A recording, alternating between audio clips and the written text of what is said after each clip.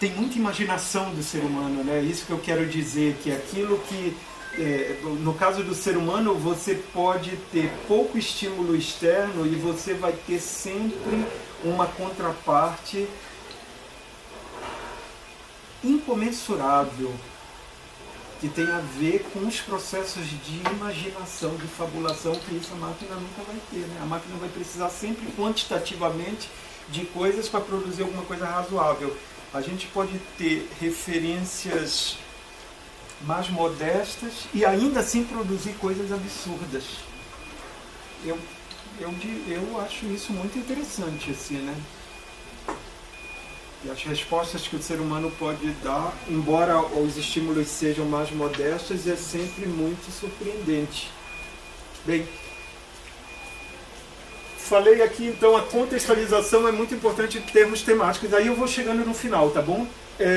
Vamos passar para o segundo item, que é a estruturação temática. Estruturação temática é muito... Desculpa, estruturação temática não. Estruturação composicional, que é o segundo elemento, é a dispositio. O que foi acontecendo progressivamente? O que foi acontecendo progressivamente com a prática de ensino da escrita, da redação? Você foi, como é que a gente fala? Você foi enrijecendo, né? Você foi as estruturas. Então, por exemplo, aquela ideia do início, meio e fim da redação do Enem e das redações do vestibular, ela é uma figura bastante ilustrativa disso que foi acontecendo com a prática de produção do texto de modo geral. Estruturar o texto, compor, né, a composição passou a ser um movimento quase que a professora que morreu recentemente, já Cláudia de Lemos, num texto ótimo, que é Coerção e Criatividade na Redação do Vestibular, texto da década de 70, ela já identificava que o exercício de redação do vestibular tinha se transformado no exercício de preenchimento de um arcabouço, de um esqueleto. Então é como se tivesse um esqueleto e o aluno só fosse preenchendo dentro daquela estrutura fixa e rígida. Anos 70. E veja, quando você diz assim, redação do vestibular, introdução 5 linhas, desenvolvimento, não sei o que, conclusão, tantas linhas, na verdade você tem uma estrutura, um esqueleto, um arcabouço que o aluno apenas preenche.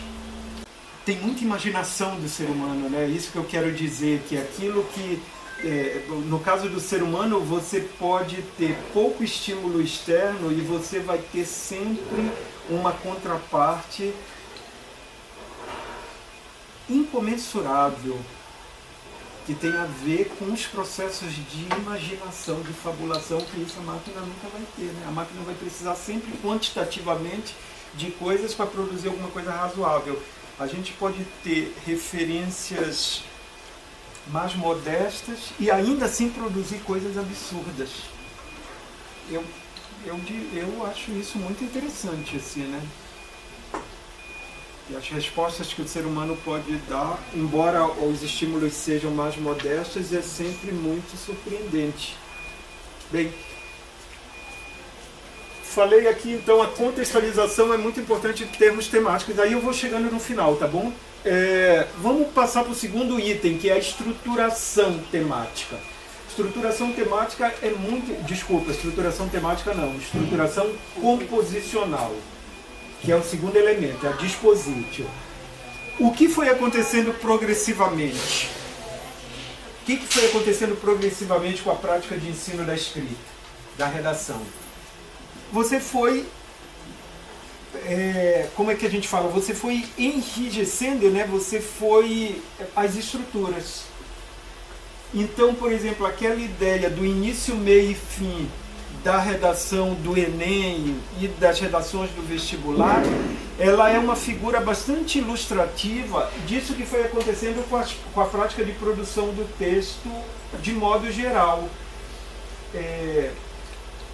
Estruturar o texto, compor, né, a composição passou a ser um movimento quase que a a professora que morreu recentemente, já Cláudia de Lemos, num texto ótimo, que é Coerção e Criatividade na Redação do Vestibular, texto da década de 70, ela já identificava que o exercício de redação do vestibular tinha se transformado no exercício de preenchimento de um arcabouço, de um esqueleto. Então é como se tivesse um esqueleto e o aluno só fosse preenchendo dentro daquela estrutura fixa e rígida. Anos 70. E veja, quando você diz assim, redação do vestibular, introdução 5 linhas, desenvolvimento, não sei o que, conclusão, tantas linhas, na verdade você tem uma estrutura, um esqueleto, um arcabouço que o aluno apenas preenche.